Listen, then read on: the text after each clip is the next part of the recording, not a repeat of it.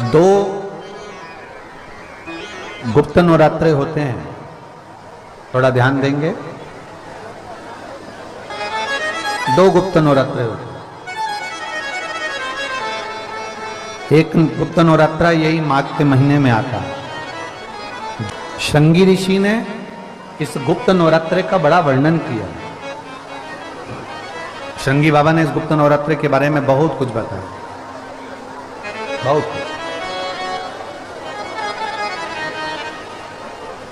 शृंगी बाबा गुप्त नवरात्रे के लिए कहते हैं कि अगर इस गुप्त नवरात्रे के अंतर्गत 9 लाल फूल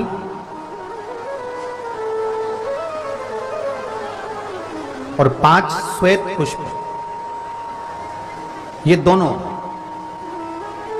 लोग कहते हैं गुप्त नवरात्रे में हम देवी की आराधना करें, गुप्त नवरात्रे में हम भगवान की आराधना करें, पर शिव महापुराण की कथा कर रही है, भगवान शंकर का चरित्र कथा है। अगर आपने देवी भागवत का स्मरण किया हो या भगवान शिव की एक पवित्र आनंदमय कथा स्कंद पुराण के काशी खंड में अगर सुनी हो या उसमें भी नहीं पढ़ पाए हो तो शृंगी ऋषि के चरित्र में आता है। शृंगी बाबा ने वर्णन किया है कि किसी भी स्थान पर, किसी भी स्थान पर यदि हमारे घर में 2 शिवलिंग है, नहीं है, तो किसी अपने घर के गमले में, बगीचे में 2 पार्थिव लिंग का निर्माण करें। 2 पार्थिव लिंग, उसमें एक शिव जी का स्मरण करें और एक में माता पार्वती जी का स्मरण।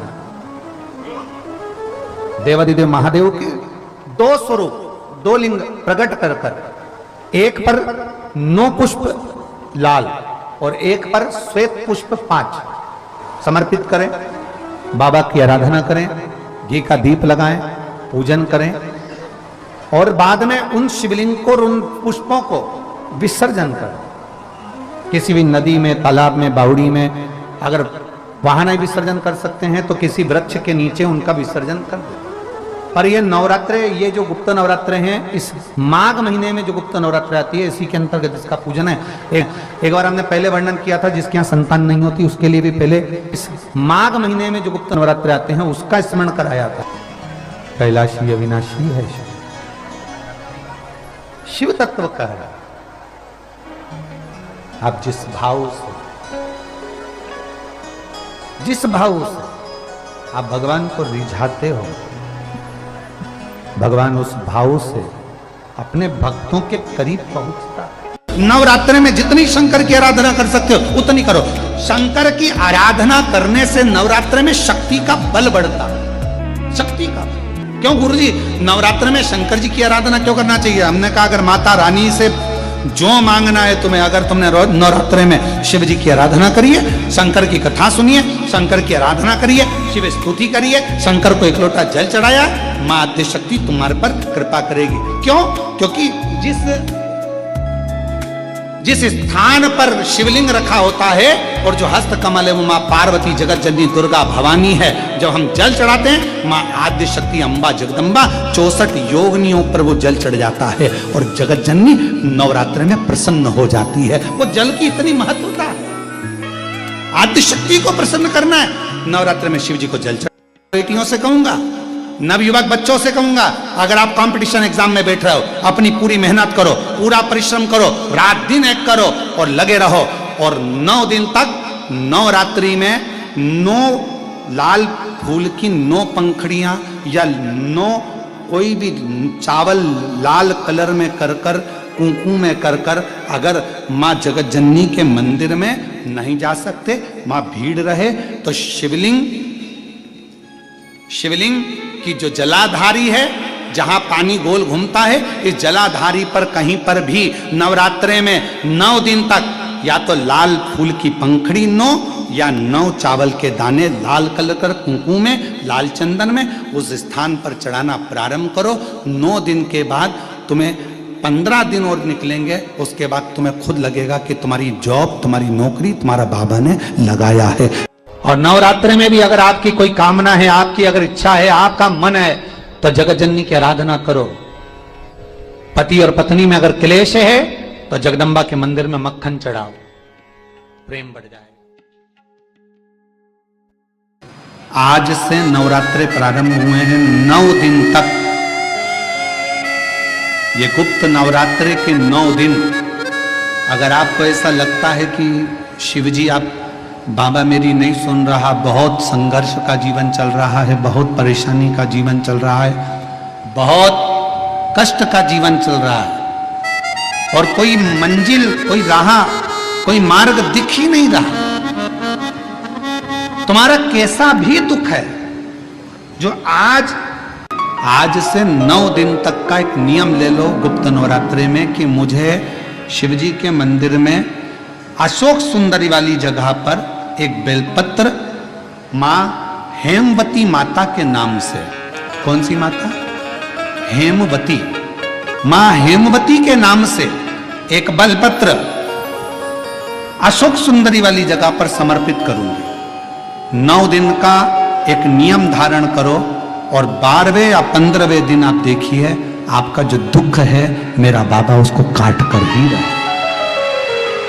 गुप्त नवरात्रे जो आज से प्रारंभ हुए हैं, हेमवती माता का स्मरण करना, एक बेलपत्र का पूजन करना, या एक बेलपत्र के वृक्ष के नीचे आप 9 दिन तक भी, अगर मंदिर तक भी नहीं जा सकते, मंदिर में आप बेलपत्र रखने नहीं जा सकते, तो आपके घर के आंगन में, द्वारे पर, बगीचे में, आपके घर के पास अगर कोई बेलपत्र का पौधा है, वृक्ष है, उस बेलपत्र के वृक्ष के सामने एक बेलपत्र का पत्ता रखकर भी अगर आप उस पर जल चढ़ा रहे हैं या पूजन कर रहे हैं हेमवती माता के नाम से, तो उसका फल आपको मिलेगा। और मान लो बेलपत्र का वृक्ष भी नहीं है, हम मंदिर भी नहीं जा सकते, हम कहीं नहीं जा सकते, घर से बाहर कैसे निकलें? पानी तेज है, जलवृष्टि हो रही है, बहुत सा पानी है, तो क्या करें? अपने घर में जो शिवलिंग है, तुम्हारे घर में अगर जो शिवलिंग है, तुम्हारे घर में जो शिवलिंग विराजमान है, उसी शिवलिंग के साक्षी में, सम्मुख में भी अगर हेमवती माता का नाम लेकर अगर एक बेलपत्र समर्पित करोगे 9 दिवस तक, तो उसका फल मिलेगा जरूर, उसका फल मिलेगा। फिर से बोलो, कौन माता? हेमवती माता है। जब माता पार्वती जी हिमालय राज के घर में प्रगटी और हिमालयों की कंदरा में बैठकर मां पार्वती जी तप साधना में लीन हुई, जितनी परीक्षा भगवान शंकर ले सकते थे शिवजी ने सारी परीक्षा ली। ब्रह्मदेव परीक्षा लेने आए, भगवान नारायण परीक्षा लेने आए, इंद्रदेव आए, सप्तऋषि आए, सारे साधु संतों को परीक्षा लेने भेजा, पर मां उन परीक्षाओं में पास होती चली गई। तब भगवान शंकर ने दर्शन देकर कहा, पार्वती आज से तुम्हारा नाम हेमवती रहेगा। सुनो पार्वती, तुम्हारे इस नाम की आराधना जो तुम्हारे गुप्त स्वरूप में करेगा, उसको मनवांचित फल की प्राप्ति हो जाएगी। और वो फल, आज कथा अगर प्रारंभ हुई है और आप लोगों को मौका मिला है, तो इस कथा का स्मरण अपने जीवन में जरूर करें। जिस समय पर मां जगत जननी जगदम्बा अम्बा स्वयं दुर्गा भवानी ने देखा कि शंकर भगवान के कंठ में विष पहुंच रहा है, तब मां आद्य शक्ति दुर्गा भवानी जगत जननी जगदम्बा औषधि का पिटारा लेकर, स्वयं वेद बनकर, स्वयं डॉक्टर बनकर, औषधि का पिटारा लेकर, मेरी मां आद्य शक्ति जगदम्बा कात्यायनी, स्वयं मां कात्यायनी अपना औषधि का पिटारा लेकर, स्वयं मां जगत जननी डॉक्टर बनकर औषधि का पिटारा लेकर पहुंच गई। शिवजी को तो हलाहल विष था, अंदर उतरना था, पर पार्वती जी ने देखा, कात्यायनी ने देखा, मेरे पति अगर इस विष को नीचे उतार लेंगे तो पूरा ब्रह्मांड जल जाएगा, करूं क्या? मेरी मां आद्य शक्ति दुर्गा भवानी जगत जननी दुर्गा मां स्वयं मां देवी एक औषधि का पिटारा लेकर जाती हैं, शिव के कंठ पर उस औषधि को अपने हस्त को रख लेती हैं। दुनिया की दृष्टि में लगा कि औषधि को लगाया गया, विष नीचे नहीं उतरा, पर जैसे ही मां जगत जननी ने हाथ का स्पर्श करा, हाथ का स्पर्श करते थे जगत जननी उस कंठ में जाकर बैठ गई और विष को नीचे नहीं उतर दिया, विष को नीचे नहीं उतर दिया। कई लोगों को देखना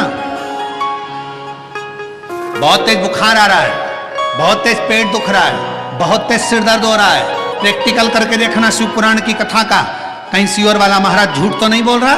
प्रैक्टिकल करते रहना चाहिए और प्रैक्टिकल जीवन में जरूर करो। और हमने पहले भी कहा प्रैक्टिकल बहुत जरूरी है। से सैया की साक्षी में तो कभी इंद्राणी आई नहीं, आज पहली बार इंद्राणी आई है, वो भी सची देवी यहां पहुंची है। क्यों? इसलिए कैसे आना हुआ?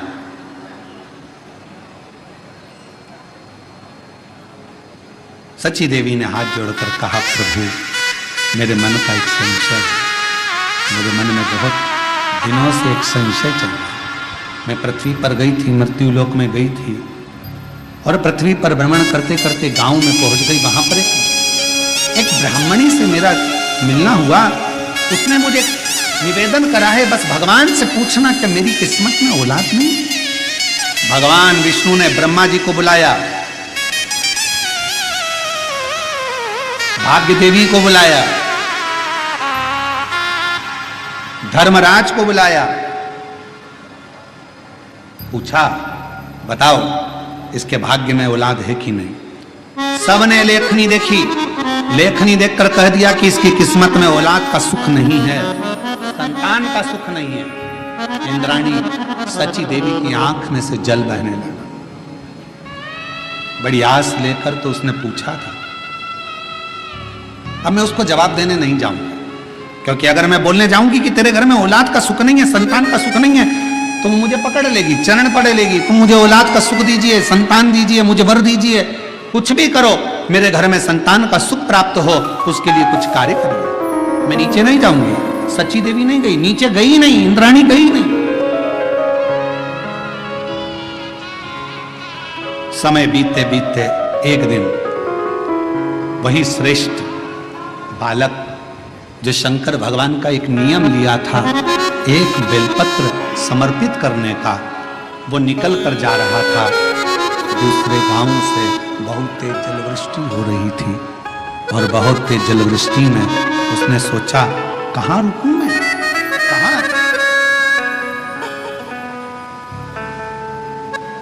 इतना तेज पानी गिर रहा है, जलवृष्टि हो रही है, जाऊं तो जाऊं कहां? उसी ब्राह्मणी के घर में वो एक बेलपत्र का नियम बनाने वाला वो श्रेष्ठ बालक उस ब्राह्मणी के घर में चले गया। आवाज लगाई, आवाज दी, महाशय बांधो बांधो, मैं गीला हो रहा हूं, बहुत तेज जलवृष्टि है, द्वार खोलिए, दरवाजा खोलिए। दरवाजा खोला गया, अंदर प्रवेश किया, मुझे प्यास लगी है, पानी पिलाया, भूख लगी, भोजन करा। ब्राह्मणी ने भाव से भोजन भी कराया, पानी भी पिलाया। समय निकला, जाने लगा। ब्राह्मणी की आंख में आंसू था। पूछा, मां आप रो रही हो क्यों? किसी मेरे घर में औलाद नहीं। अरे तो क्यों चिंता करना, क्यों चिंता करना? शिव है ना, शंकर का नाम जपना प्रारंभ करो, तुम्हारे घर में औलाद जरूर आएगी, ये पक्का है। मैं कहता हूं ना मां, तुम्हारे घर में औलाद जरूर आएगी, तुम क्यों चिंता करती हो? चले गया बालक। 4 महीना निकला, ब्राह्मणी का गर्भ ठेर गया। गर्भ ठेर, बच्चे ने जन्म ले लिया। नगाड़े बज रहे हैं, किलकारियां गूंज रही है, पूरा गांव सजाया गया है। ब्राह्मण के घर में इतने सालों के बाद औलाद हुई है, पूरा गांव सजाया गया, नगाड़े बजे, लड्डू बांटे गए, खूब धूम मची। इंद्राणी के कानों में शब्द गया। इंद्राणी पृथ्वी पर भ्रमण करने फिर आई। इंद्राणी भ्रमण करते करते जैसी पृथ्वी पर आई और आते से उसने देखा कि इसके यहां इतना नगाड़ा क्यों बज रहा है, तो कहा इसके घर में संतान हुई है, पुत्र हुआ है। संतान? हाँ। इंद्राणी बोलती हो ही नहीं सकता कि इसके घर में औलाद हो जाए। इंद्राणी गई वापिस इंद्रदेव के पास। महाराज महाराज, इंद्रदेव ने पूछा क्या हुआ? अपन भगवान विष्णु के यहाँ गए थे और भगवान विष्णु ने धर्मराज को बुलाया था, भाग्य देवी को बुलाया था, ब्रह्मा जी को बुलाया था और पूछा था क्या औलाद का सुख है? सबने मना करा था। एक बार वापिस चलो। फिर वापिस गए। भगवान नारायण के पास में जाकर इंद्राणी ने कहा, प्रभु आपने तो कहा था कि उस ब्राह्मण के घर में औलाद का सुख नहीं है, संतान का सुख नहीं है। भाग्य देवी ने देखकर कहा था कि औलाद नहीं होगी। धर्मराज ने कहा था इसके घर में औलाद नहीं होगी। ब्रह्मा जी ने लेखनी देखकर कहा था इसके घर में औलाद नहीं होगी। फिर ये औलाद का सुख कहां से आ गया?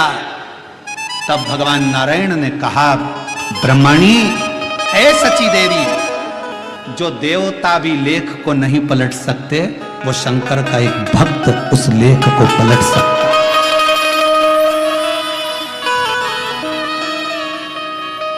जो लेख देवता भी नहीं पलट सकते। देवता का काम है भाग्य लिखना, शिव जी का काम है भाग्य को पलट देना।